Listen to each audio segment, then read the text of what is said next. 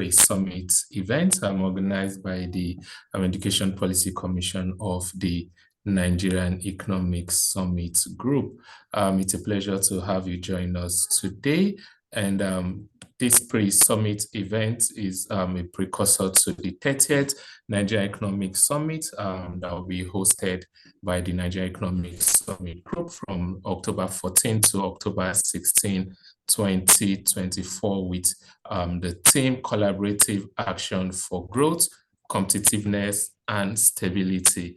The pre-summit event is dimensioned across 5 sub-themes around fostering inclusive development, unleashing business dynamism, building a more secure society, igniting innovation and digital evolution, and promoting stakeholder collaboration. So this today's pre-summit event is along one of those lines, and our topic for today's conversation is closing gaps and adapting to new economic conditions, and it's generally along Nigeria's education sector. So it's a pleasure to have you join us today once again. Before we proceed, some housekeeping. If you have questions that you would want to ask in the course of today's conversation, we encourage you to use the Q&A tab. I'm sure you can see the chat, but you don't have access to it. So we encourage you to use the Q&A tab, and you can find it on your laptop device or on your mobile device, depending on whichever one you are joining with. So do well to drop your questions, and the moderator would ask them as we progress. So we have some experienced panelists would be sharing their insight and experience on the topic, and we do hope that you listen, and also we encourage you to share publicly insights that you are getting on social media. Let's get the conversation going. You could do well to tag the official handles of the Nigerian Economic Summit Group. Without wasting much time, I would be welcoming Mrs. Wonu Aditayo, who is a board member here at the Nigerian Economic Summit Group, and she'll be taking the opening remark. Okay, thank you very, very much. First of all, I must say thank you to the Policy Commission that put this together, and I want to observe due protocol. So I'd like to say to the head of ministries, departments and agencies, captains of industries, heads of associations, donor communities, distinguished ladies and gentlemen, it gives me great delight to welcome our distinguished and erudite dignitaries, as well as our highly esteemed participants, to today's pre-summit event titled Closing Gaps and Adapting to New Economic Conditions. This event, as mentioned earlier, is hosted by the Education Policy Commission of the Nigerian Economic Summit Group. This event is one in the series of pre-summit activities of the 30th Nigerian Economic Summit. It is jointly organized by the Nigerian Economic Summit Group and the Federal Ministry of Budget and Economic Planning. The pre-summit events are all geared towards engaging our stakeholders in a series of conversations in the weeks typically leading to the 30th Economic Summit in this particular instance. The 30th Nigeria Economic Summit is scheduled to hold from October 14th to the 16th this year, 2024. And I want to urge you, if you are yet to register for the summit, then please visit our website at, https : and then, of course, /30.nesgroup.org/. Please do that now so that you can register and contribute your own quota to the dialogues that will be held. And these dialogues are geared towards a prosperous economy that caters to the welfare and the well-being of the citizens of our dear country. Now, today's dialogue will be largely focused on education, as my colleague mentioned to you earlier. The entire purpose of today's dialogue is to set the tone for discussions, and I wish to highlight a few issues regarding the significance of education and some major matters of concern. I must start by indicating that, the education is very much the cornerstone of the nation's development. And this is because it directly influences its economic and social stability. As of the year 2024, Nigeria's literacy rate is approximately 62%, and it has significant disparities between the urban and the rural areas. This obviously underlines the critical need to address educational inequalities to foster national development. UNESCO indeed estimates that over 10 million Nigerian children are out of school. Secondly, our nation's education sector is at a critical juncture. Despite some noticeable progress that has been made in this sector, you will observe that significant gaps still exist, particularly in the removal of impediments to completing primary education for those who manage to access it. For instance, only 35% of children in rural areas end up completing primary education compared to 80% in urban centers. So you might ask yourself, what are these impediments? Are they cultural? Are they religious? What on earth is it that will make children go into primary school and only 35% of those in the rural areas end up completing the primary education, whereas 80% in the urban centers end up completing the primary education? It is equally important to highlight the fact that Nigeria's education faces major challenges. What are these challenges? Number one, unequal access between rural and urban areas. Number two, mismatch between the school curriculum and the required industry skills. Number three, there is a need for greater integration of digital technologies into educational delivery systems. I mean, our children are going to go out there and compete globally. And if we look at the access that our children have to the use of technology in education, they're already far, far behind what their global colleagues that they are going to compete with are exposed to. A 2023 report by the Nigeria Bureau of Statistics indicates clearly that over 50% of our graduates are underemployed due to the mismatch between educational outcomes and labor market needs. So we have to address these dangerous gaps. It is unnerving also to note that Nigeria has a demographic danger looming. According to the World Bank, over 40% of Nigerians are aged 15 to 35. And unless these people have access to proper education and appropriate skills development, this demographic is at a high risk of unemployment, with youth unemployment rates already as of year 2023 exceeding 33%. Now, the rise of digital technologies, it presents both challenges and opportunities. Now, digital tools can significantly enhance learning. Unfortunately, unless strategic investments are made to bridge the digital divide, we will discover that it becomes a major challenge for us. Currently, only 36% of schools in Nigeria have access to the internet. That already hampers the integration of digital learning. How much more digital delivery systems in education? Now, there's also unequal resource allocation. We have infrastructural deficits, and we have inadequate teacher training. All of these issues are still persistent, particularly in underserved and in the rural communities. And so it is particularly worrisome given Nigeria's rapidly growing young population, which is expected to double by the year 2050. So you will agree with me that addressing these gaps has become so essential for the creation of a more inclusive and competitive education system. The World Bank estimates that closing the education gap in Nigeria could boost our GDP by as much as 10% over the next decade. So let nobody say to you, what does education matter?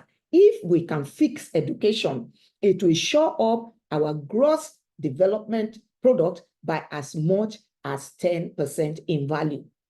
Now, today's pre-summit session, therefore, is aimed at exploring strategies for inclusive development and digital innovation in education, contributing to the broader goals of NESG 30. This session will also develop actionable recommendations for improving the quality and accessibility of education through public-private collaboration. The focus will be on creating a collaborative and holistic roadmap to leverage technology in addressing educational disparities and in fostering inclusive growth. Ultimately, the focus of today's conversation is on creating strategies that will close educational gaps, integrate inclusive development, and also digital innovation, whilst strengthening public-private partnerships. Our expectation is that by 2025, the goal is to reduce the number of out-of-school children by 20%. 2025 is next year. So we hope, and the intention is that we aim at reducing number of out-of-school children by as much as 20% and improving access to quality education in underserved areas by at least 30%. Now, when we focus on the critical issues that I have outlined, this event will lay the groundwork for actionable strategies that address both the immediate and the long-term educational and economic needs of our dear country. Once again, on behalf of the chairman and the board of directors of the Nigerian Economic Summit Group, I extend our profound appreciation to every participant for accepting our invitation to participate today, and we look forward to having a very, very productive session today. Finally, I want to urge you yet again, if you are yet to register for the 30th Nigerian Economic Summit Group, please visit the NESG website today to join other experts and stakeholders in articulating an agenda for collaborative action for growth, stability, and competitiveness of the economy of our dearly beloved nation, Nigeria.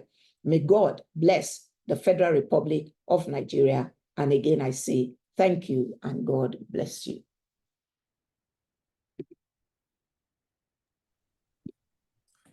Thank you so much, Mrs. Wonu, for such an exceptional opening remark. And I can see some virtual ovations coming in already.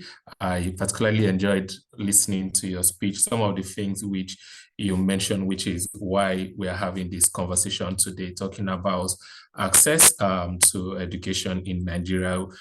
I think most people on this call are aware of the number of out-of-school children that we have at all levels of our education system. We talked about our use of technology, talked about the skills mismatch, population, which, it's very young and will continue to be young, and we also have a resource allocation problem. But a key statement that you made, which I would use in leading to our panel, is that if we fix Nigeria's education, it will show up our GDP by as much as 10%. I think that's a very encouraging statistics and encouraging facts to dwell on. So without taking much time, I'll be introducing the moderator for today's conversation. But before doing that, just a reminder that if you have any questions, use the Q&A tab, which should be at the bottom of your device. If you are using a laptop or if you are on a mobile device, it should be where those three dots are at either the bottom right or bottom left of your screen. So if you have any questions, drop it. It would be asked in the course of the conversation. And with that, I would like to introduce our moderator for today's conversation. Our moderator is Molade Adeni, who is the CEO of the West Africa Vocational Education popularly known as WAVE. Molade is a visionary leader dedicated to empowering West Africa with the skills and opportunities they need to realize their full potential. With a profound commitment to achieving our organization's mission, Molade plays a pivotal role in setting strategic business goals and guiding the direction that consistently generates opportunities leading to sustained impact, revenue growth, and added value to the organization. Molade also serves as thematic lead at the Education Policy Commission of the Nigerian Economic Summit Group. It's a pleasure to have you join us today, Molade, and over to you. Thank you, Godwin. Thank you so much. And good morning, good afternoon, good evening, good day, everyone. Thank you for joining this extremely important conversation. I always say that when you have a room and you're talking about education and the room is already as filled as it is, it shows how passionate we are. We're going to go right into the conversation. I want to stand on existing protocol that was established by Mrs. Adetayo, and just to thank her for her welcome address. I think you will all agree that she did justice to, setting the context for today's conversation. So I'm not going to bother trying to repeat anything that she said. She did, however, set some bold and audacious targets. She shared some bold and audacious targets that will really enhance, economic stability, that would talked about GDP, talked about, economic improvement as well. And today's conversation is really going to focus on what are those actionable steps that we need to take today to ensure that we meet those targets. I won't be having this conversation alone. I have some seasoned experts in the room that will be telling us, speaking from their experience, and also sharing with us some of the work that they have done and what they think are, the right steps to take. I will invite my panel one after the other. Please, I want to see all the virtual claps, virtual celebrations as they join us. Joining us first is Professor Bolanle Ogungbamila. He is the head of secretariat at the NESG, the Triple Helix Roundtable, a distinguished academic and expert in industry and organizational psychology. He is a member of numerous professional associations, including the American Psychological Association, the Nigerian Psychological Association, and he is the founder and lead consultant at Smiles Consult and Psychological Services Limited. Like I mentioned, he leads the Nigerian Triple Helix Roundtable project, and we will be hearing a bit more about that. Welcome, sir. Thank you so much for joining us today with this conversation. Secondly, I would like to introduce Dr. Modupe Adefeso Olateju. She's the founder of the Education Partnership, popularly known as TP. She is a leading policy expert in public-private partnerships in education, and she's a fellow at the Center of the Universal Education at the Brookings Institute. Popularly known as Dr. Mo, she established the Pan-African Education Innovation Summit and leads Learn Nigeria, a tech-enabled program assessing learning competencies in the Nigerian youth. Please join me as we welcome to this conversation, Dr. Mo. Third on the panel today, I have Dr. Hakeem Onosoya. He is the head of startups at the Lagos State Employment Trust Fund, LSETF. And in his role, he leads the curation, execution, and evaluation of interventions that support startups, innovation-driven enterprises, talent and tech hubs in Lagos, a multiple award winner, and the resident of the 2022 Oni of Ife's Royal Africa Young Leadership Forum, and the 2023 winner of the Future Award Africa Prize for Governance, and a 2024 Africa Emerging Leader Awardee. Please join me as we welcome Dr. Onosoya. Last to join the panel, but certainly not the least, is Dr. Joy Issa. She is the CEO of Issa School of Education. She's a dedicated educator, youth counselor, with over two decades of experience in British and American international schools in Nigeria. She is extremely passionate about ongoing personal development. She has gone to amazing schools and completed courses at Harvard Graduate School of Education, amongst others. She has worked with NGOs across Nigeria, and she currently serves as the vice chairman of the board of Onsan Academy and the chair of the board of the Pistis Leadership and Life Institute, an award-winning facilitator for COBIS, ASEN, APEN, and Teach for Nigeria. She has a book, Inspired to Chat, which offers guidance, Bible-based guidance for young people. Please join me as I also welcome to the panel, Dr. Joy Issa. I'm sure you will agree with me that we have competent people who will be leading this conversation. And we're going to get right into it. Dr. Mo, I'm going to start with you. We've been talking about this skills. We all know, I don't know how many people in the room are looking for talent or looking for manpower. And what you constantly hear, what I constantly hear from employers is, I just can't, I have the jobs. The young people who are coming through, they just don't fit into, my job role. They're lacking some basic competencies or some basic skills. So talk to us, Dr. Mo. With your work at TEP, and it's focused on evidence-based policies on closing this gap, what insights have you gathered about the key skills currently lacking in the Nigerian workforce? And how do you think the education system needs to adapt to actually begin to close this gap? Let's start by defining what these skill gaps exactly are. Right, thank you very much. Really appreciate being here. And I think, Molade, I think great question. I'm excited, that the Nigerian Economic Summit Group has put this pre-summit, together, and wonderful opening remarks by Mrs. Wonu Aditayo earlier on. I think it's useful to set the context by just maybe looking at some of the statistics, that characterize Nigeria's education system today.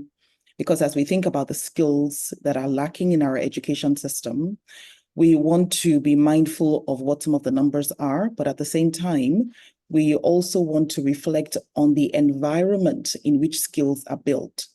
And so more and more with my work at Brookings, I'm researching how it is that education systems and how they are set up will either provide access to or preclude young people from receiving access, to the skills that they so desperately need for today's world. I think that one of the signals that there is trouble is when you begin to see large equity issues in the education sector. So, for example, in Nigeria today, 90% of rich children, but only 16% of poor children complete secondary schooling.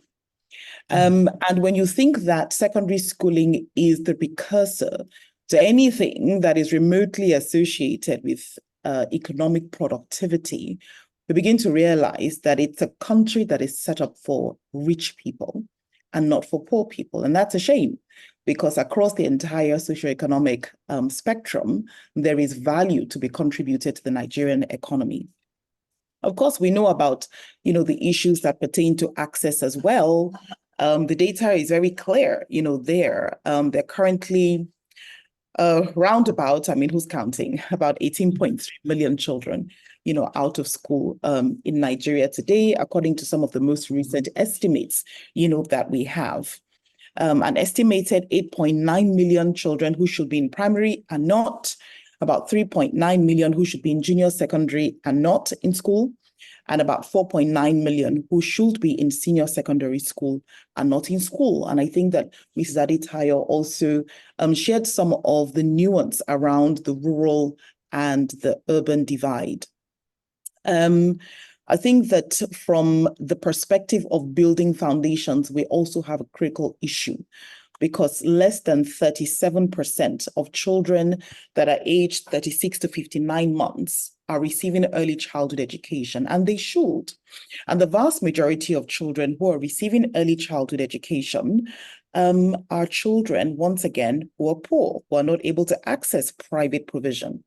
And so we do have some issues here.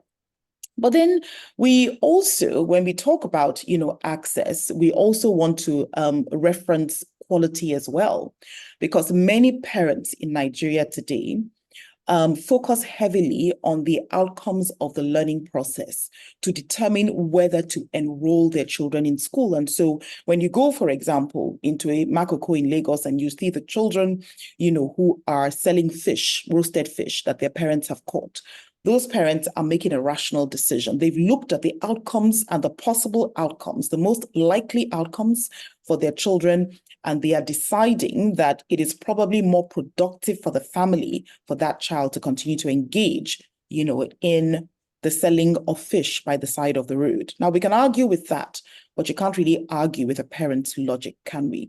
So a lot of effort is going into redressing that, in a context of a place like Makoko. But I think that this is just an illustration of how it is that parents will not utilize an education system that they believe is failing them. And what do we mean by failing them? Well, we conducted a study in TEP Center in 2018, and the results are still illuminating, because we found that only 55% of children in JSS 3, and that's grade 9, are able to read at the level of a child who is in primary 2. In fact, only 16% of children who were in primary 3 could read at the level of a child who was in primary 2. I mean, we know about the relevance issues when it comes to the curriculum. There is a mismatch, because you've said that earlier on in this conversation. Employers of labor are consistently looking to attract skills, but are finding that they either do not have the skills, or that the skills are greatly deficient in terms of quality. And so having to invest very extensively, in programs that help to shore up the skills competencies of young people. And some of these skills are not just the hard skills that pertain to curriculum and what you study when you're in university. Some of them are the soft skills as well. Some of them pertain to communication, because that's just not prioritized, in our current curriculum. Some of them pertain, for example, to the ability to think critically, the ability to decipher what is truth and what is not, misinformation and disinformation, and being able to utilize tools to recognize what is the truth and what is not. There's also something about socio-emotional competencies and the ability to regulate emotion, which is critical, especially in a high-powered, high-tension work environment. There are so many skills. We don't have the data because we haven't collected that data to help us ascertain what the actual gaps are.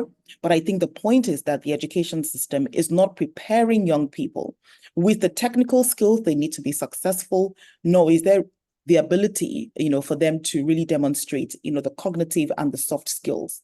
And so we begin to see the brain drain, in our country, because where there are skills and competencies, there isn't sufficient capacity to absorb them, within the economy. So the medical practice, I think, has suffered greatly from this. I believe that the Minister for Education was highlighting how it was that about between 15 and 16,000 doctors had departed Nigeria just in the last 5 years. And so now, as a country of about 220 million, we're looking at 55,000 doctors in total.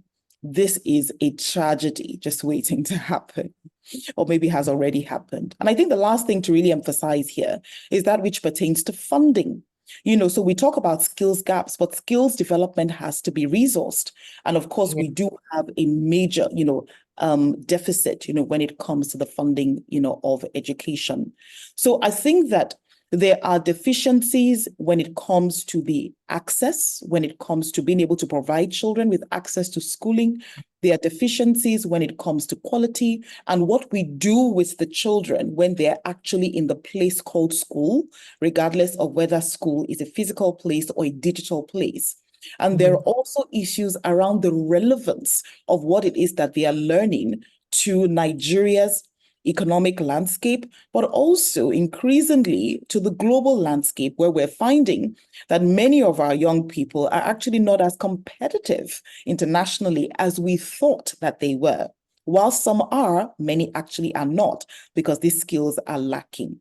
And of course, we also have to think about how we resource the development of these skills. Maybe later on, I'll talk about, some of the other issues, but I think it's good to hand over, at this point, so that we can continue the conversation from here. Thank you so much, Dr. Mo. That was extremely rich. Thank you for those numbers, the statistics. Sometimes the numbers are kind of jarring, but they're exactly what we need to kind of allow us to see the size of the problem. You've talked about the inequity. You've talked about, we need to be thinking about quality. We need to be thinking about access. You've talked about soft skills and technical skills, that even when the technical skills are being taught, there is still, such a lack of the soft skills, the communication, the critical thinking, and we're not adequately preparing people for the world of work. And I think it's a good segue to actually go to Dr. Issa. And, yes, we have the out of school, but we also have the problem with those that are actually in school and the quality of education. So let's even just talk a little bit about how, with some of the work that you're doing at the Issa School of Education, how are you even thinking about, upgrading the quality of teaching? Where are the gaps in there? How do we begin to address those? What are some of the things that we need to start doing to actually improve the quality? Access is one, but let's even say we now solve the access problem. Quality remains a problem. So I want you to speak about that, the quality of education, the work that you're doing with teachers, and how we can really truly begin to think about, improving the quality of education. Thank you so much for having me on the call. I appreciate the opportunity, to contribute our 2 cents to this very important conversation. As Dr. Mo has said, the numbers are jarring. And if I may add a little bit to those numbers, teachers make a marked difference to the quality of education. According to research, the student themselves account for 50% of the variance in terms of achievement. So the fact that I come in, I am in the room, I'm 50% more likely to succeed. All the other factors, home, parents, school environment, my friends, account for between 5 to 10% each. But teachers alone account for 30% of that variance. So imagine that I come into a room and I am already at a disadvantage because my foundation, like she said, in early years, my reading is below par, my numeracy skills below, my digital competencies. And now my teacher, who's supposed to help me, bridge the gap, is also underperforming based on a deficient initial training system. The SDG 16 says we should be focusing on building strong institutions, right? Peace, justice, and strong institutions. Investing in teacher training can no longer be relegated to those who didn't do so well, who didn't get into, for example, medicine in university, or go to teacher training college and study maths education. We can no longer undervalue our teachers, because they're the ones who are driving, this quality workforce that we're trying to generate. These teachers are the ones who will support our children, develop the knowledge and skills they need. So if I start with the government, TRCN, the Teachers Registration Council of Nigeria, was established many years ago, early 1990s. And TRCN is responsible for the licensures, making sure that we're all qualified teachers, right? You have to do an exam. Your license is renewable every 3 years. I can tell you for a fact that, yes, this is available. Even I had to get my license. However, how are the teachers in the rural communities supposed to access the examination centers that are housed in urban in the cities? And how are they supposed to, get the upgrade to access the exam to be licensed? So in rural communities, we have people who were great in secondary school, finished off, and they now volunteer to become teachers. We don't have enough qualified educators in our community. Go back one step more, the teacher training we have, unfortunately, I like to say, still housed in the 20th century, because if you look at the content of the teacher training practices, we don't have enough 21st century skills embedded within them. The digital competencies are not front and center. And so in our organization, we've really been focusing on short PD sessions to upgrade teachers we encounter. We partner with NGOs who can pay for the training for their teachers. We give out scholarships and things just to support teacher professional development on the go. Dr. Mo mentioned, skills that are lacking, right, in our education space where, yes, children go to school and come out post-university, but don't seem to be ready for the workforce. And I remember doing a quick LinkedIn search a couple of weeks ago for one of the training sessions we had, and top priority for this year is adaptive thinking. We don't even encourage our children to think critically. How are we going to get them to think adaptively? So employers of labor these days want people who can innovate on the go, right? Oh, there's a problem. Let's find a creative way to solve it. In schools, children are still being given notes to copy off the board, inadvertently being robbed of the opportunity to think, to synthesize information from multiple sources, analyze them, and then write up a simple paragraph or two, a simple essay. Our students are not afforded the opportunity. They're still being taught that the teacher is the center of learning. The teacher is the sage on the stage, and they have to listen to the teacher and look up to the teacher. Meanwhile, the people who brought in education from the West into Nigeria many years ago have long, moved from that approach to where the teacher is the guide. The teacher is pulling technology, other resources to guide instruction.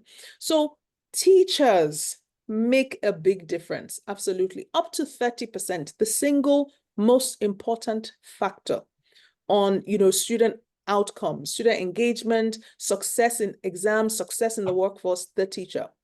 We have to be deliberate about teacher training opportunities, ongoing training, right? It's not just about the initial teacher training, but ongoing PD that ensures the teachers are empowered, they're strengthened, whether they're, whether you have technology or not. You can make a difference. You can creatively adapt the resources you have, the abacuses, different things can be made locally when the teacher is ready, when the teacher is equipped with the knowledge and skills they need. So yeah, we need to do something about teacher training. Oh, wow. It seems like, we're just compounding the challenges upon challenges upon challenges. I want us to, to move a little bit to some hope and some solutions. So I'm going to come to you, Professor Bolanle. And, we've talked about all of these issues around access, teacher training. There's some questions that I've been seeing already. There needs to be this intersection between academia, government, and industry. How do we begin to, make that, collaboration happen? What is that collaboration that needs to happen to, to begin to, change some of these critical challenges and foster partnerships so that we can truly begin to overcome these barriers? I know that the Triple Helix Roundtable is doing some work around that. It would be helpful if you could just share some thoughts on what some of those are and what needs to start happening now to overcome some of these problems that have been identified. So much for having me on board. I want to especially appreciate my other panelists, Dr. Mo, and all the rest. You see, the problem with the educational sector in Nigeria is that literally we have abandoned collaboration for too long a period of time. And now the NESG through the Triple is roundtable trying to facilitate that. Early this year, we conducted a research to see where those skill gaps are, and we discovered that one, technology seems to be in the front burner. Most of the industries we interacted with, about 33% of them, that there's lack of ICT skill. Then followed by research skill. Most of the organizations want people who can conduct some researches, find solutions to problems, write on the go, and so on and so forth. Technical skill, then administrative skill, which has also to do with personal relationship, getting work done and all the rest. So now, how do we go? Most of the industries we interacted with actually believe that the direction should be collaboration. And 92% of them, 92% of them actually agreed, are ready and even eager to collaborate with academia. The remaining 8%, yes, we are ready to collaborate, but we don't have the capacity for that, which means as soon as their capacity improves, they are also ready to collaborate. What area? One, there's a need to bring in inputs from the industry in curriculum development, curriculum implementation, training of teachers, lecturers, and so on and so forth, creating opportunities for students to have practical learning opportunities, and so on and so forth. So, which means that industry is ready, academia must be gingered up for this, and the government too must be ready to do its own bits. So what are the major barriers to collaboration? One, there's lack of clear communication and shared goals. How do we overcome that? We need to establish clear channels of communication. We need to create common framework that brings everybody together to share our goals, bring down the barriers, and so on and so forth. There's limited funding, issue of limited funding. How do we handle that? We can leverage on public-private partnership. I appreciate what my dear sister is doing, Dr. Joy, Dr. Moladi, and so on and so forth, are doing in terms of collaboration, trying to see what they could do on their own to enhance the educational situation in Nigeria. We can look at international grants, opportunities for international grants and collaboration to solve some of these problems. We also need to leverage on the strength of the alumni. Very, very important. A lot of universities and higher education have neglected this. If, for example, we have a higher education institution in Nigeria that has been around for about 20 years, that means on the average, if they graduate maybe 6,000 individuals, they will have about 100,000 pool of alumni. At least 20,000 of such individuals will have gainful employment. So if we are able to track these people by setting up alumni relations office, not alumni association, alumni relations office, where the success, the achievements of these individuals can be tracked, and then the university or the College of Education or Polytechnic can actually communicate with them, sharing their joys and their achievements. With time, it is easier to call on such individuals, please come down to assist us. We need also assistance in this area, whether tech, whether facilities, renovation of building, training of individuals, and so on and so forth. So there's also the problem of bureaucratic inefficiencies. We need to stimulate processes. We need to formulate and encourage the adoption of flexible and responsive project management practices. So there is intellectual property issue, which come down to the issue of trust, issue of not too clear agreements. So we need to make those things clear, straightforward, and amenable to changes where necessary. For example, in the tech world, I was interacting with one of my mentees. I said, okay, suppose you have developed a software. How do you make this your own by registering it and so on and so forth?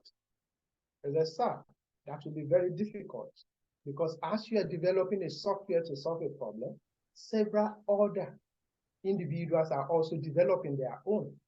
So if you are waiting to get yours registered and so on and so forth, they will have launched their own.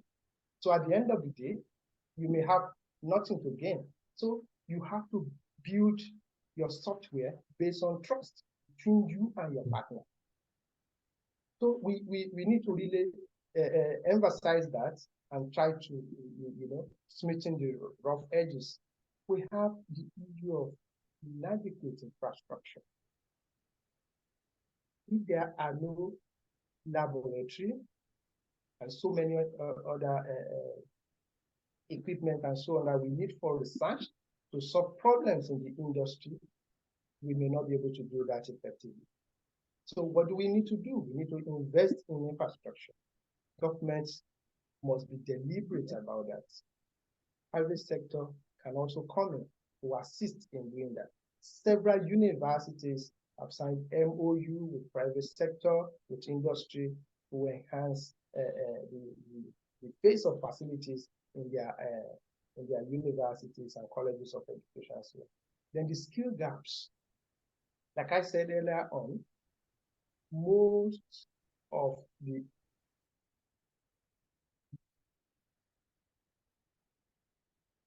industries that we interviewed, I see there is not virtually no profession in Nigeria that does not require ICT injection. Even in language, AI can do a lot. Knowledge of AI is extremely important. So we need to update our knowledge. We need to be on the go concerning all these things. Then that means we need to promote continuous education for our staff, for our administrators, and so on and so forth. So we can encourage exchange of ideas, exchange programs, where we have immersion programs for those in academia, those in the industry, where academia can go to industry for leave, sabbatical leave, and so on. And those in the industry can also come into academia to teach practical knowledge, hands-on training, and so on and so forth for our students. But what are the challenges with that? Again, we have the policy. Policy challenge is very, very germane here. For example, in higher institutions, I'll pick the university as an example. Teach can't be employed as a lecturer unless you have master's degree. So for example, somebody in the industry who has the technical knowledge but does not have master's degree cannot be brought in to interact with the students. So how do we navigate that? We need to prepare to launch what I will call professor of practice. Once you have the experience and you are doing well, we can bring you in. We may not have enough funds to take care of that, but we can actually facilitate online and virtual opportunities for such individuals to interact with our students. Now, the issue of cultural and organizational differences. The way the academia operates is different from the way the industry and the government establishments run their things. So we need immersion program. We need to engage constantly. We need to build relationship in order to handle that. I spoke about policy and regulatory barriers when I was talking about the immersion program. We need to revisit some of these things and then make it work. For example, bringing people from academia, maybe a professor to industry, to either participate in what they are doing on a sabbatical basis. How much do you pay a professor? If the pay is going to be higher than the average worker, how do we facilitate that? Unless the professor is ready to learn and not mindful so much of the pay that accompany it, then how do you bring somebody from the private sector who's getting so much but does not have master's degree to come and teach? So if you are going to rate him based on his qualification, the guy will be discouraged. So we need to look at all this in order to address the challenges associated with what's collaboration, industry, academia, and then the last lab. Thank you. Thank you so much. Thank you so much, Professor. Such profound words. I think what I just keep hearing, and that keeps ringing through all the conversations, it's not about one sector. It's not for the education sector alone or the educational institutions to solve. It is not a government alone problem. It is not private sector. There is no one is standing on their own. There needs to be collaboration between all the parties. So as an employer, I can't continue to complain about the quality of students if I am not contributing to the quality of education. So there needs to be, what is it that I am looking for, and how do we collaborate in terms of building curriculum, in terms of even teaching? And the barriers that you've mentioned are real, Professor. So someone who has been in marketing, as an example, for years, I'm not a professor of marketing, but I have, been in marketing for years and years. I can't go and share that knowledge in a university system because I don't have a PhD. So it's how do we begin to break down those barriers? Because it's that practical knowledge, to Dr. Issa's point on adaptive learning, critical thinking. That's what the marketplace is signaling for. And unless we begin to challenge the status quo, we will continue to have these problems. Thank you so much for that. Again, reminder, if you do have questions, please put them in the Q&A. We are moving ahead in the conversation. And I want to come to Dr. Onosanya. And I want to just, let's talk about those who have actually now graduated. They've graduated, they're out there, but they're not job ready.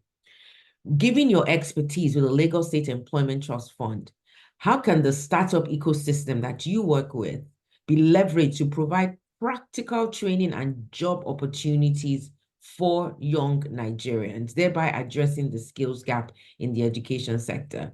These people are still setting up on their own. Do they have time to train? Do they have time to even begin to absorb some of these people? What do you see as viable in that ecosystem?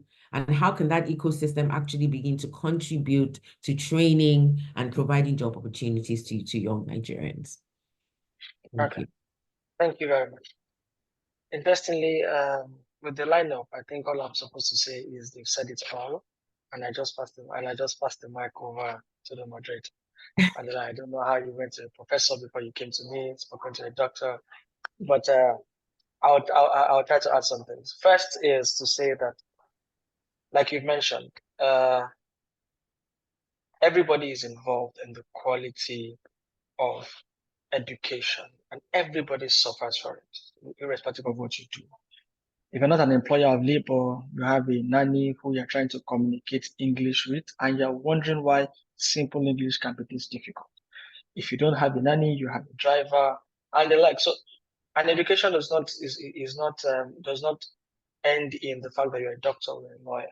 Education is also that enlightenment, that ability to communicate, that ability to receive information, and what I would like you to know, speaking as a medical practitioner, it's almost a pandemic that has to be solved. And yes, the startups are trying. The startups are experiments, innovative enterprises, but they also have a role to play in ensuring that they have the right talent.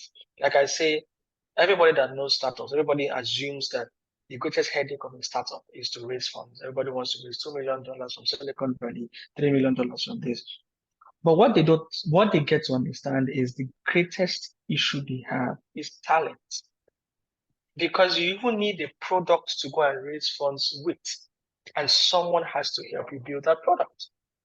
And even when you raise funds, you need to continue to scale that product. You need the technical expertise. And you cannot do it alone. If you're just trying to be at the idea stage, you can say, okay, I'm the CTO, I'm the CEO, I'm the CEO. At some point, it grows beyond what you can handle. And the question then becomes, how do we plug this gap? First is to go back to the core. Everybody shouts, everybody awards Silicon Valley. Everybody's saying that that's the home of innovation of the world and the US. But let's not forget that Stanford University had a critical role to play in the development of Silicon Valley that we know today, which means that we cannot dissociate the universities from sort of ecosystem. And one way in which we can bridge that gap is to incentivize startups to come and start building at the universities. Now, that solves two problems. One, startups now have cheap talent, which means that at the very early stage where you don't even have funding, you're trying to bootstrap, you cannot afford to pay graduates at that point, you have students who can build for you. You have computer science students who already have their monthly allowance, who already have money from uncles. They will be glad to build for you at little or no cost because they want to be part of what you're building. So it is the incentive for startups to even start up in universities is one, access to talent. And one of the pioneers of made in Nigeria cars, apart from Inus and the likes, is Nord Motors. Nord Motors has their plant in the University of Lagos. Now, what that means is that even outside of hiring people, we are also expanding the possibility of innovation in the students. So now you go around school seeing, oh, so that's a made in Nigeria car. The possibility that you can one day finish from university and do that is high, because which means that you don't have to leave the shores of your university to see the coupling of a car, which sometimes if you're not lucky, you then have to travel abroad to see it. So access to talent is one. Two, it also ingrains in the mind of the students that innovation is not just finding a way to finish your assignment in 2 hours as opposed to 12 hours. That's one. Two is while the startups are already in universities and building, and for that to happen, it means that we need to have what we call tech hubs in our universities. Tech hubs are basically centers that have access to two things: internet facility, access to people who are building. So if universities can have tech hubs, it means that anybody who is building around Yaba is free to go and sit at the University of Lagos Tech Hub and work from there, which means that a year one computer science student also goes to that tech hub and is astonished. Oh, you're building a robot. What does it mean? And is intrigued. And he's asking, how can I help? And before you know it, he one day wants to build a robot when he's done. What means that by the time he's done with the university and he wants to get employed in a robotics company, that robot he's seeing will not be the first encounter, because he has seen, he has worked, he has interacted with founders who have built it. So that is one. Two is to ensure that after you situated those hubs in the universities, after you've tried to bridge the startup and the student environment together in that place, what you've solved is that we then have students who understand how startups run. We then have students who are ready for the job market and startup ecosystem. The second thing is to then ensure that we build the curriculum to meet the needs of these founders. Because it is a shame, I must say, that the banking industry has banking schools. Why on earth do they need banking schools? What is the university doing if they're investing so much money? What they're basically saying without saying is that they don't trust 4 years of tertiary education in our schools. So the question is, why should they go ahead and build banking schools when they can build banking center of excellence in our universities? And when the students are done, they don't have to go to anything. And the banks are going to enjoy for this. It's less cost, because you're basically going from NYC straight to the school, which means that we need to open up our educational system to receive feedback from non-academics. I understand that the academia is very protective of its own, and there are reasons for that. You don't want anybody just coming to teach your students who doesn't understand the chronology of education. And because the fact that you know is one, you must be able to impact. Just that's a different thing. And I understand that you don't want anybody just coming to give the students this, but it also means that even if they're not going to come and teach, are you willing to take advice from them? Do we have curriculum councils, that is both academia and industry, that come together every year, every 2 years to say, what is this curriculum solving? Let us solve it together. Let's have startup founders in that space to ensure that what you are teaching your computer science students, we are teaching this is enough, is what we need out there. And the question is, now we're seeing that you don't even have to study computer science to work in a startup, which means that everybody who is in the university should have access to coding skills, because technology is a means to an end and not the end in itself. What it means is that if education graduates actually understand coding and technology, they can find solutions to teaching underserved areas. They can find solutions to teaching children with autism. They can find solutions to teaching children with educational disabilities, because they are leveraging technology. It's not I want to become a tech bro. Tech bro for what? Tech bro to impart knowledge faster. And with that, you are innovating. And also is, and I like the fact that Prof said we need to have that what do you call it, that industry academia alliance at the universities. You don't need them to teach. I don't think you need the entrepreneurs or CEOs to teach during the course semester training. You can have them as side attractions. If you're teaching a topic today in marketing, you can bring in someone to say, after the lecturer has taught, let this man come and have an industry session. Let's have a panel session. Share your knowledge in a guided format, almost like a panel session. Me and the CEO of this bank talking to banking and finance students. Two things we are doing. We are bringing industry to them. Another thing you're doing is you are increasing the mindset of these students. You are telling them that the limit of possible no longer exists. They are seeing someone who is doing it. It's not more written about it in the book. You're seeing them. You're inspiring them to continue. They don't have to be the ones to teach, but you can bring them in. If you add that to every class or every session, which is industry sessions, and then you plug that gap. And also another thing that can be done is, now what is the role of government here? For every startup that is going to start up in a university to help you inspire your young ones, access to talent, what do they have? What do they get in return? That's what they will ask you. But the question is, you don't get them anything in return. Is electricity cheaper in universities? Because business will always go to areas where the cost is reduced. So ensure that we have tech hub in our universities, ensure that these hubs have electricity, have good internet. And I'm not saying it has to be free, because anything that government doesn't have to be free, but it has to at least be lesser than what the what the market is saying, and you don't have to do anything. They would come there. So the question is, can we then invest in those areas? Can we talk to the big corporates to say, see, for every Microsoft, for every Apple that thinks of coming to Nigeria, set up a hub in a university, or you don't have the chance to come in at all. You cannot use our people without giving back. And that begins to happen. And let's ensure that, because we can build, in why we have Silicon Valley, we have what we call Yaba Valley. Yaba is becoming a valley. And why? University of Lagos is playing a very crucial role in that. Now, Unilag is looking to have more founders. Why? Because when these students walk around Yaba, they see more tech founders. They are inspired. You expect more tech founders from Unilag and IFE compared to compared to other states. Why? Because you come out and you can see some of us went to study medicine because the people who surround us were doctors. Some of us became engineers because our uncles were engineers. We are attracted to what we could see. So we then have more of these innovators because we are trying to bridge bridge that gap. And finally is, how do we ensure that this is sustainable? It then means that we should be open to collaboration with startups to go and raise funds. Now imagine as an investor, you are saying that you are hearing that this startup is partnering with the University of Lagos to not only solve a problem, but to establish a plan.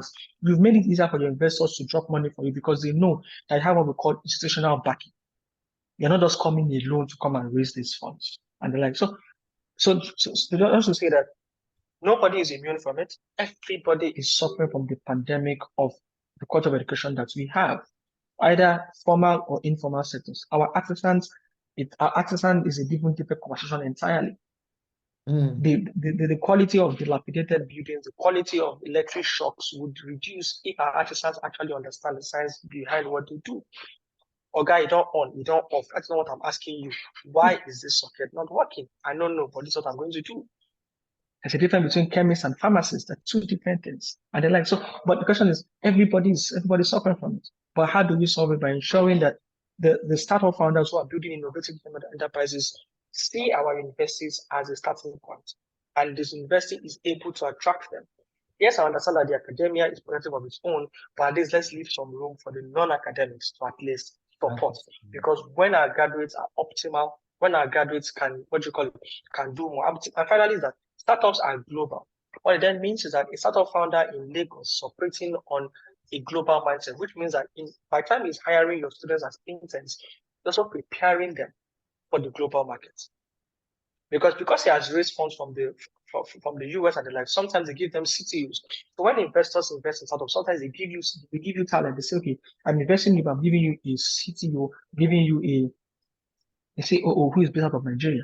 It means that from the age of 18, 19, we have students who are interning in startups that are already being run by non-Nigerians. They have that global mindset. And to close is that I like what Pop said about the alumni relations. But one thing is that if we do not invest in our students while they are in the school, they are not incentivized to give back. Students in other countries are willing to give back because they know and they can acknowledge that their story is not complete without the universities. Let us ensure that we invest in our students so that they are open and willing to say, I won't be who I am today if not for the fact that I went through this school and this man. So let us sow so that we can reap. Thank you very much. Awesome, awesome. I mean, I've thoroughly enjoyed all the conversations so far. One thing that I know is a common thread, everybody touched on curriculum, collaboration, curriculum in one form or another. There just needs to be a shift. We're going to go into the Q&A very, very shortly, but I'm going to do one round very quickly with our panelists. I will ask if you can just, speak very, very briefly as I go through the second round of questions. Please type your questions into the Q&A box. You will agree with me that this is very rich, but I want us to be able to take away actionable steps. So Dr. Mo, let me ask you this. So we've talked about these rapid changes in the global job market. Dr. Onosia just hit the nail on the head again. But what specific policy recommendation would you suggest to ensure that Nigerian youth are equipped with the necessary skills to thrive in the digital economy and beyond? What are the specific things, policies that we need to enact today to get us to where we need to get to? I think it's a great question, Malade, and I really enjoyed listening to Dr. Balanli and also to Dr. Hakim as well, and of course to Dr. Joy, who spoke earlier on. I think that one thing we want to establish is that policies sit within an environment. And so if we sit around a table and we ascertain that this is a policy priority, right, it is very unlikely to see the light of day if we haven't factored in the context in which that policy could be adopted or will be adopted. And so I quite like to go back to work that's done by Winthrop and Senge to identify the mechanisms that help us think deeply about how education systems transform. And the argument there is that there are 3 Ps that are the markers of any system that is truly transforming in a way that enables them to prioritize the sort of skills that we have talked about today. The first is that that system is actively discussing its purpose. It is discussing the vision for education. It is refreshing the mental models that underpin its policy making. And so when, for example, you talk about the fact that children are not in school at the early childhood level, the reality is that there are many policymakers who do not believe that early childhood education is a priority. And why don't they believe it? Because they never got it. Right? And so we need to address those mental models that help us to ask the question, where do we want to be in 50 years? And how are we going to work backward as a people to get to the place where we begin to build the skills and competencies in our children today to get us to the 50-year mark? The second P that they talk about is pedagogy, because although we speak a lot about curriculum, the truth is that curriculum in the hands of an untrained and incompetent educator is going to fall flat on its face. What do I mean? The ability to deliver that curriculum, the ability to lean into the science of teaching and the science of learning, and being able to bring in the cognitive skills and the life skills that we have spoken about into hardcore curriculum.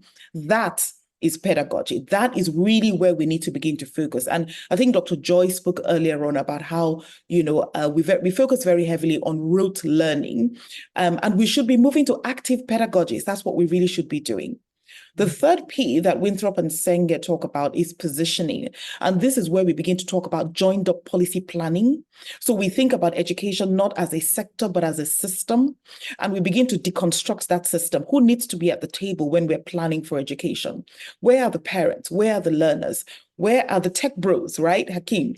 Where are the teachers? Where are the policymakers? Where are the professionals? Where are the technical people? They all need to be part and parcel of how we think about education. And we need to understand the value that each contributes to this discussion. Of course, a lot has been said about alignment between the school and the workplace, but just to add a little bit onto that internships are critical. Work placements, nothing prepares young people. Amalade, you know this well. Nothing prepares young people for the world of work like the actual world of work itself.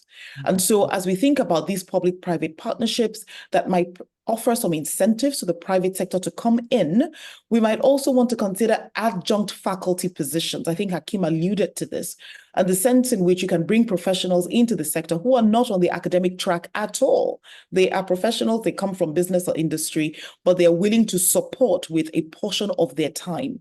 I think there's also something very powerful that you mentioned, Hakeem, about bringing industry into the educational space, that geographic space. If you go to Unilag, the Lagoon Front, there's an exceptional building there called Madhouse. Madhouse by Takera is really about incubating exceptional talent when it comes to arts and entertainment and culture.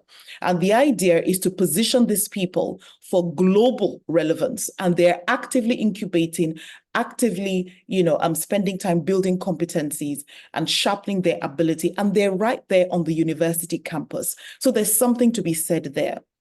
Of course, we cannot ignore the role of the private sector. In Kano, for example, today, about 50% of schools are actually private schools. 50% of provision, I beg your pardon, is actually private provision. And that's Kano State. We tend to think about this as a Lagos State issue. It's not. Across the country, private schools are filling the gap, but we need to get in there.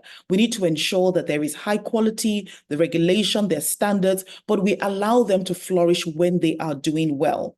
I think finally, there's something to be said for community engagement, which speaks to, I think, positioning that I referred to earlier on. It's really important as we think about education, parents and local leaders are involved in this process. This is what breeds sustainability.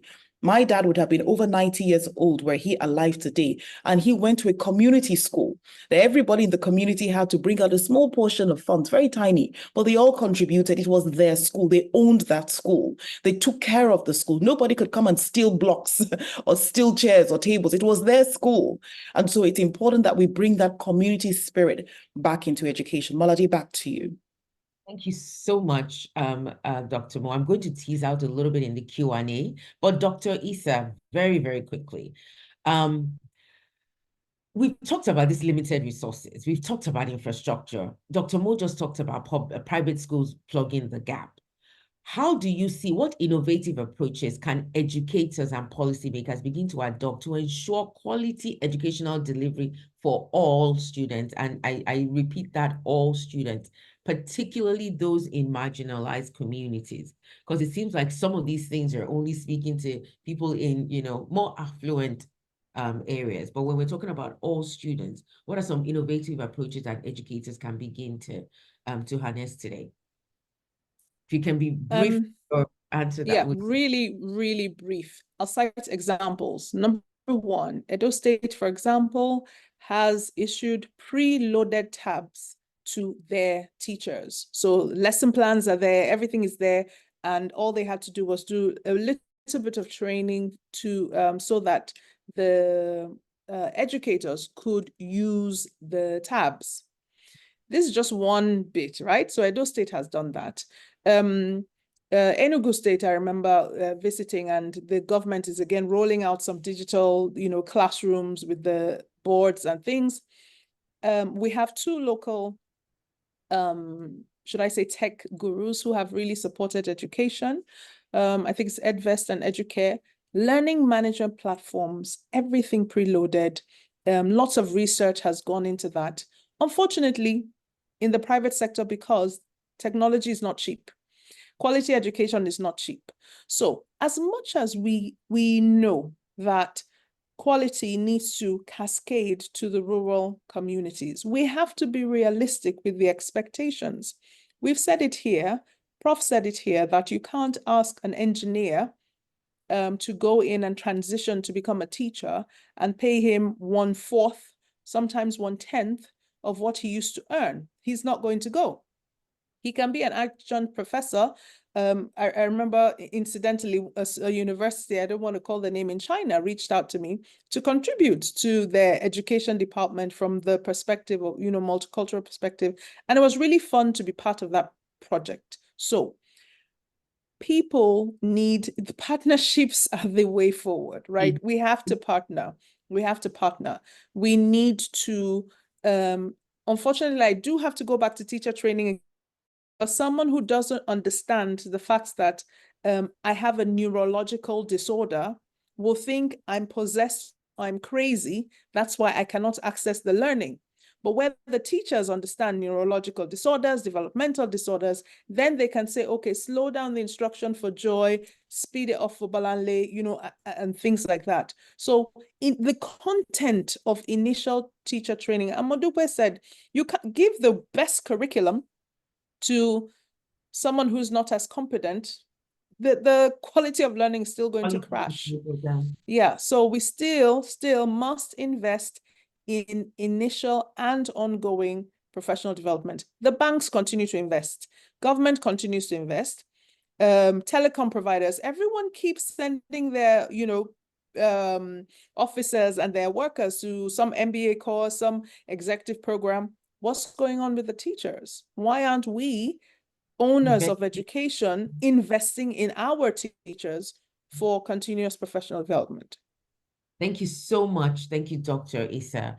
Professor, in 1 minute, you talked a lot about funding. You said a lot of it was, how do we pay? How do we fund this? Can you give us 1 or 2 maximum innovative funding options to be able to fund some of these public-private partnerships that you described earlier? Just 2, very, very quickly, so we can move to our Q&A, sir.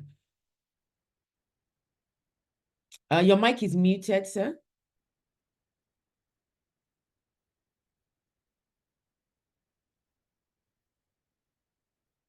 Oh, we may have lost Prof. I think Prof, can you hear us?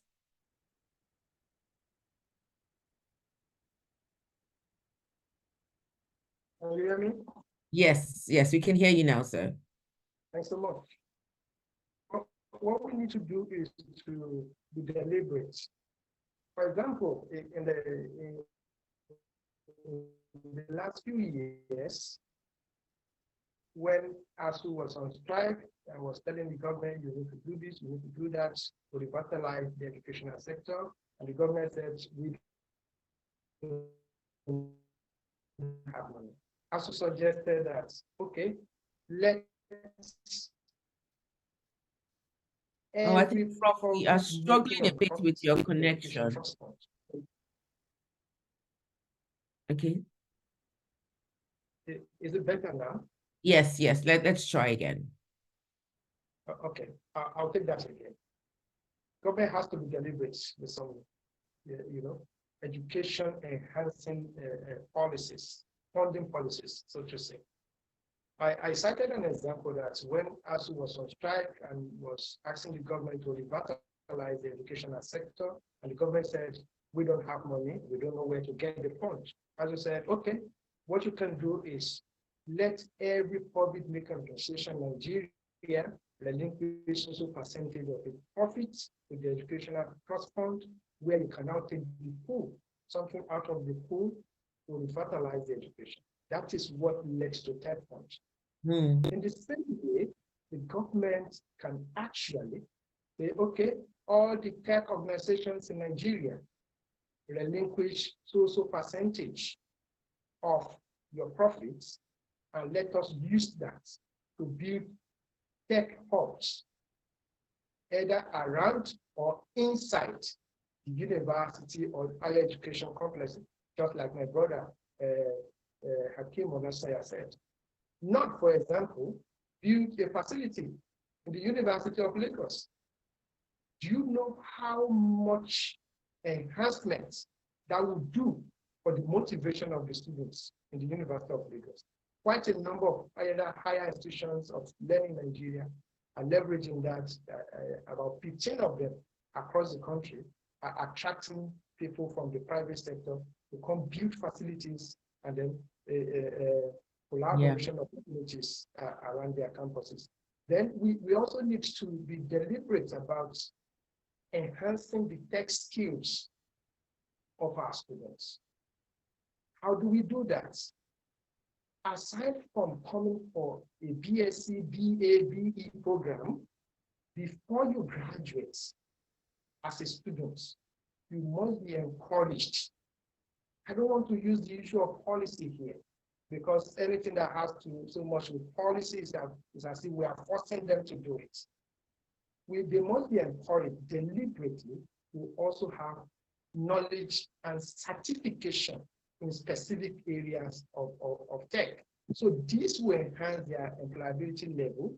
It will also see how well tech can sit with the course that they came to the university or other higher education institutions to learn. I cited the example of linguistics and AI. Some months back, my HOD invited me to talk to our undergraduates on the connection between psychology and tech. And by the time to the student through, and I provided the opportunities and platform where they could learn some of those things, where those things are useful, and then where they can get certification. They were so much enthused. They may not have the knowledge. They may not have the opportunity to gain where those things can be accessed. That is where the job, the educator will come in now. Yes, my brother spoke about the fact that we may not really bring in the private sector person to come in as lecturers and so on. Yes, I quite agree with him, 100%, because I said we should look at policies, areas where we can, smoothen the rough edges, where policy is hindering people from coming to academics to give their practical knowledge. He has just provided a very brilliant idea. Lecturers will now say, well, I have taught you this, and this, but this other thing in the banking sector will take you through this other practical area. Nobody is going to feel bad about that. Thanks so much, Hakeem Onosanya, for that brilliant intervention. Thank you so much, Prof. Thank you so much, Prof. Wow, what an engaging conversation. We could go on and on, but I want to address some of the questions that has come out. So Hakeem, I'm going to go to you first. I want you to maybe in 1 minute speak about some innovative financing, funding options as well. But you started to touch on this, which was a question by Daramola Michael, which says, what's the role of technical and vocational skill of schools in this ongoing conversation? So if you could combine the two, that would be great. Okay, thank you very much. And I'll add one. I like when Prof was saying thank you for the ideas. Prof, I'll send my bill. I'll get your email address and send my bill. The universities can pay and the like. So the role of technical and vocational education, we've politicized that space, and it has been. When we hear governors, upgrading upgrading polytechnics and to universities, what it means is that we are saying that there is a dichotomy already. We are saying one is above the other. And we are saying that we are helping you with an MSc, we are helping you with a BSc. No, there is a reason why we have those spaces. There is a reason why we have, we have technical and vocational education, both at the polytechnics and also at the technical schools. I read the policy direction by one of the former minister of youth and sport, Bolaji Abdullahi, and he says not everybody post-secondary school needs to go to university. It's not being elitist. No, some people have to go to vocational schools because we need very good painters, we need very good artisans. And the question is, if they go to those schools, they can also earn higher. People abroad who are carpenters, drivers are earning higher with less taxes, and people are wishing I could be like them. So we cannot improve the quality of our construction industry. We cannot improve the quality of our mining industry if we don't improve the quality of the technical people there. And people that are going to work there are not your graduates and universities. They are graduates from TVET schools and graduates from polytechnics. So I think it is a mind re-engineering to say you going to a technical school doesn't make you less of a man, doesn't make you less of an individual, because it is a cycle thing. People would do 6 years at polytechnics and still go and get the BSc because they feel that the environment does not appreciate what they've learned. We need a re-engineering. Let people see a proper career path. And one thing we can do is a campaign. Let us start highlighting successful people who are technical people. The CEO of Slots does not have an MBA from any of the fancy schools. He started most of as Uma Boys, which was why I like that Netflix movie about the Uma Boys system, where you learn from someone and you become. Let us start spotlighting those people. Let people understand that you do not need to go to university to have a good career and to have a good chance at life. When we do that, parents understand and they can say, well, Wahala, you can go to these places, and then government should also then fund it. But sometimes because they don't even need the government to fund it, break the price to see fee. Now, if you want the very best POP artisans in Nigeria, most of them are not Nigerians. They're from Benin Republic, they're from Togo. And the question is that and we say you have unemployment in Nigeria. So paid construction guys gonna say, see guys, you need talent. These are our TVET schools. The amount of money to take you to renovate one of these buildings is lesser than what it will take you to train somebody from the ground up. Let us help you. For every one that you renovate, we give you some tax cuts. Thank God for the policy with Dangote to say, for every road you construct, we give you tax cuts. We have repaired our roads faster because of the policy directed to say you repair a road. And the question is, because of that policy, Dangote experimented with concrete roads. Now we are saying, oh, concrete roads can be even better than asphalt roads because we allow the private sector to innovate and solve our problems. So yes, we cannot remove technical education either at TVET schools, secondary school, or polytechnics. They are there for a reason. Not everybody can have white collar jobs. No system grows on that. We need to understand that, and we need to see the blue collar people not as lesser people, but as people who make our lives meaningful. If the person doing your construction doesn't have that technical skill, you are waiting for doomsday for that building to collapse. So that's one. So that's another question. 2 is for funding models. 1 is to leverage impact investing in the educational space. Now, innovating in education is not as lucrative as innovating in finance. So if EdTech founders are going to raise funds, can we ensure that impact investing is what they go and raise, not commercial? Because they are solving a social problem. And we say, if there is anything we need to subsidize, if there's anything we need to, give at little cost, is education, especially at primary and secondary. I keep saying that the reason why, I don't keep saying that it is a waste of talent for us to have graduates be teller officers at banks. With a good secondary school education, you can be a banking officer in any commercial bank in Nigeria. But the question is, we need to ensure that we remove the subsidy on tertiary education and put it on primary and secondary. And then put student loans for those who want to go to universities, which means that after secondary school, you have a good chance at life. You can go to technical school. If you want to do a BSc, then go and take a loan and go to school. But I've given you a good start by giving you optimal primary. The foundation is strong. The foundation is strong. Not every white man in the UK and US went to universities. It is immigrants that have filled up their university slots. We are the ones going to school in their countries. And the like. So first is impact investing. Second is that, we should have, so TED Fund, for example, how much now? Yes, TED Fund is building infrastructure. TED Fund is funding people to go and do PhDs. But how much of TED Fund's money is going into supporting EdTech startups? TED Fund will start giving seed funding to EdTech innovators. Not just sending fantastic initiative, infrastructure plugging in schools, sending our people to PhDs abroad, fantastic. But can we ensure that can we spend an amount of money to say this money would be to EdTech startups that are solving our problems, that are helping us to innovate? Because the question is, Nigeria's education system is not targeted at people living with disabilities, not targeted at people that have what you call it, learning disorders. No. So, and the question is, because of the few people who are solving that problem, it gets very expensive.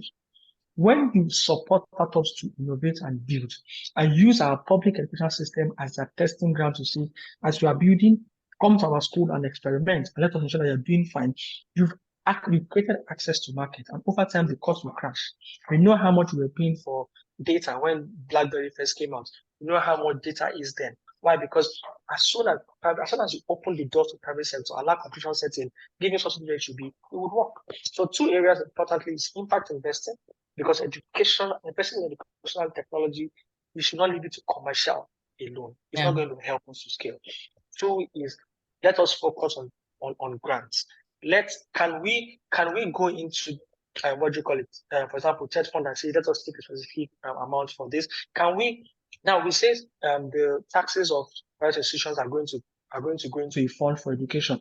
Can we start to envelope setting of those funds? And can we create councils in that fund managed by both investors, practitioners, who would then listen to wonderful ideas, who would then look at it vis-a-vis our foreign policy and give out money to these guys to invest? So those 2 areas, and hopefully we can make a dent in solving the problems of our educational. Thank you so much. Thank you so much, Hakeem, for that. Thank you so much. I want to please crave the indulgence of our panelists, if you wouldn't mind looking at the Q&A. I know that some of you are already providing some responses. We probably won't be able to go through all of them, but if you can type in answers, that would be helpful. We have a few more minutes for questions. And Dr. Issa, I'm coming to you next. So question here about speaking to the issue of compensation to teachers and educators as a motivation for quality service delivery. What say ye? I began to chuckle because we're at the bottom rung of the ladder, unfortunately. When people think, how much, it's just a teacher. Why should you pay them, more than minimum wage? I have to say, quality, there's no such thing as low budget excellence. There's no such thing as low budget quality. It does not exist. So if we are truly invested in upskilling our educators to upgrade the quality of our instruction, then we must be ready to put our money where our mouths are. I like what Dr. Hakeem said about tech hubs being set up in universities and things like that. I want to go back to our curriculum for a minute. NERDC is in charge of reviewing our curriculum. But as we speak of today, our curriculum is not designed, unfortunately, it's my opinion, but it is not designed to equip the 21st century child with the knowledge and skills they need to function successfully in this society. That is the truth. The content is still housed in the 20th century, promoting knowledge and skills that are largely obsolete. So who are the people in the room? Who are the people at the table designing these curricula, designing the subject content? In Lagos alone, there are over 20,000 private schools. Dr. Modupe alluded to that. Private schools are bridging the gap because the government cannot accommodate all the young children, the young people under age 18 that need to be in school. The government does not have enough schools, primary and secondary, to accommodate them. So we have well-meaning, passionate individuals who have set up these private schools. Parents have to pay. A parent on minimum wage, what is the parent going to pay for education? How much then will the teachers be paid? So my husband says we are missionaries in the field of education. And everyone says our reward is in heaven, but we would really like some reward here on earth so that we can make a difference. I think the more we review our disposition towards the people who are midwifing our children's futures in these primary and secondary schools, the more we will, make a difference. The more we have better qualified people, passionate, yes, but better qualified, who are ready to take a pay cut, but invest in future generations. It's a disposition thing. We have to review who we are, what we do, and be ready to pay more for excellence. Thank you so much, Dr. Issa. It's never a straightforward, easy response to that question. Dr. Mo, I want to come to you. There was a question about measuring the impact of some of these things. So in a world where you talked about all this policy reform that needs to happen and how we even go about thinking about policy change, how do we actually begin to measure the impact of some of these things? And how do we know that we're actually moving in the right direction? Your mic is still muted. Right. Thank you very much for that question. I think the thing about impact is being clear on the change that we want to see. And very often this is where impact measurement becomes challenging because we're not clear on what the goal actually is. What are we trying to achieve? What change are we trying to see happen? If we're able to articulate this and then work backward, we can begin to put in place the steps that help us to determine what success will look like in the short term, what success will look like in the medium term, and then what success will look like in the long term. And so it's really a function of clarity around what it is that we're trying to achieve at whatever level, and then working backward and identifying what the metrics we're going to use are, for measuring. Of course, it gets tricky here because everyone has their own measure. And this is where, again, the notion of collaboration becomes very important. Education as a social space, as a social sector or a social space, social endeavor, of necessity requires collaboration, requires the effort of different actors within the ecosystem. And so I find that collaboratively coming together to ascertain what we want to achieve, which is very connected to the purpose that I was highlighting earlier on, is one of the mechanisms that helps us to ensure that we can track.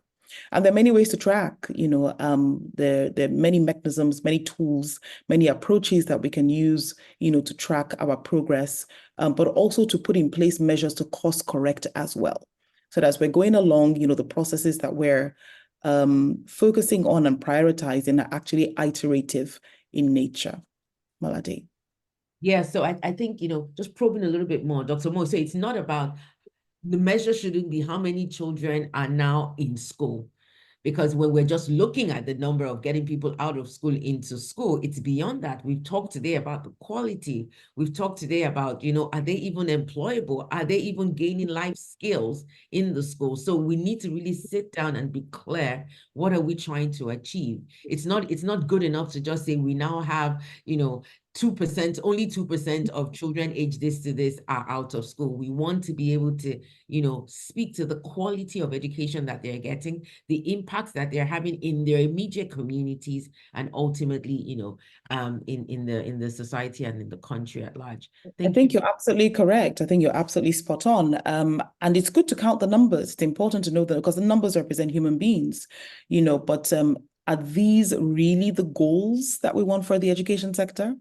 And so it's that question of our institutions structured to focus on short-term, easy to measure results, such as how many children are in school, how much money has been dispersed, and not to focus on what are we using those skills for. Are those skills resulting in a vibrant and refreshed economy? So are we looking at the performance of our sector stakeholders against benchmarks that are truly ambitious? I think that it's a difficult question, and in previous years we've asked the question. So every year, we look at the WAEC result, the school leaving result, the examinations, and everyone's sad, everyone's upset. Oh, the children are not doing well. Oh, we see 30%, pass mark, 35% pass mark.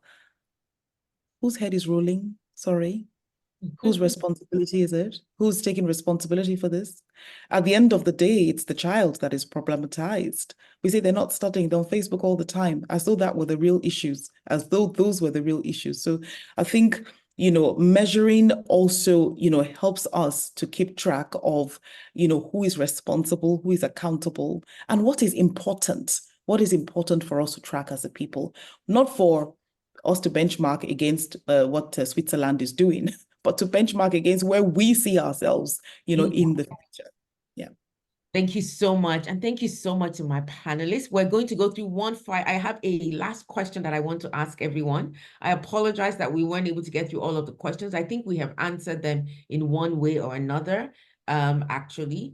But we'll start with Prof. And this is my question as we begin to wrap up.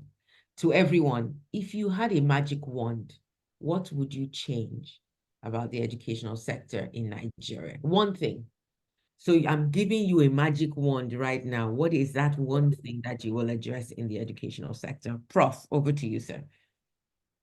I'll focus on how to make learning more exciting and more practical. Thank you. Learning more exciting and practical. Dr. Onosoya, what would you do? Thank you very much. I think I said it already. Restructure the subsidy system of education. Take subsidy from tertiary education and put it on primary and secondary. Then put a student loan system to support those who want to go to universities, but ensure that primary and secondary are well subsidized and quality is attained. University is not part of primary education. It is tertiary for a reason. Let us build primary and secondary. Let us build our foundation. And I think we'll go better. Thank you so much. Dr. Issa. That's easy for me. I would completely scrap NCEs completely and insist that every teacher must go through 4 years, rigorous training, do some internship so that you're well equipped to educate our future. Thank you so much. And Dr. Mo. Great question, Malade. I think the first thing I would do is break that wand because I don't believe in magic. And I would get everyone to roll their sleeves up and understand that education is a system. We all have a role to play. And there is something very powerful about generating good quality evidence that helps us to make decisions at the strategic level that then trickle down, all the way down to the school level. Thank you so much. And here you have it. Can I have a round of applause for my amazing panel? I think you would agree with me that we have done justice to this topic today. There is so much that you can begin to do where you are. This isn't about the government. This isn't about just the educational institutions. This isn't about just the private sector. It's a collaborative effort. And us as individuals, wherever you are, our collective effort is what is going to truly transform education in our country. And as Dr. Mo says, and I quote, nothing prepares people for the world of work more than the world of work itself. So I leave you with that. And I want to say thank you, Professor Ogunbamila. Thank you, Dr. Onosoya. Thank you, Dr. Mo. And thank you, Dr. Issa. This has been an exciting conversation. We've left you with lots of things you can start doing today. And we hope, as we look forward to the educational sector of Nigeria transforming to become the pride of the continent. Thank you all. Have a lovely rest of the day. Godwin, I am going to hand back over to you. Thank you, Malade. Thank you, our panelists, for an exciting and insightful session. I was taking notes, and I wish I could lift my notes. You'd see me scribbling, the different thing, starting from when Dr. Mo talked about, set the context, basically talking about, the large equity issues in education, and that's a reality that we see increasing every single day. The gap is just so obvious because you look at the rural urban difference when it comes to education, and you are just asking yourself, what's the way forward? And I think something she rightly says, it goes back to just asking ourselves the critical question of what is the vision for educating a Nigerian child. We've been asking that for years. Why are we educating a Nigerian child? And I think it's high time we have that vision written on paper and it's clear to everyone. I don't want to, repeat what she said around access, but something critical is around, quality, which is when you look at many parents thinking around the possible outcomes to make enrollment decisions for their child. That's another issue that we need to begin to think about.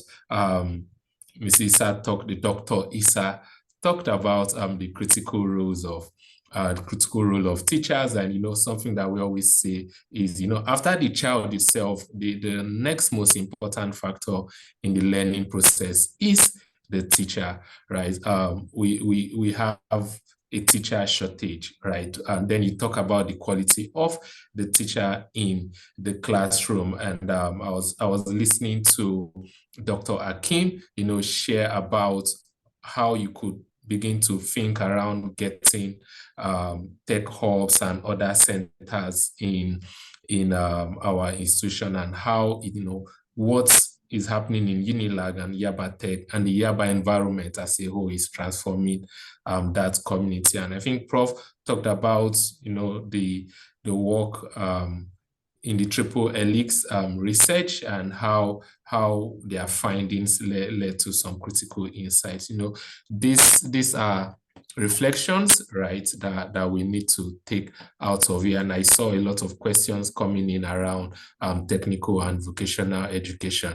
For me, it would be, we don't just need to keep asking the questions. Asking the question is an indication that you need to do something about it. And one of the, will I say, low-hanging fruit is around shaping perception of people when it comes to technical and vocational education. It will not change overnight.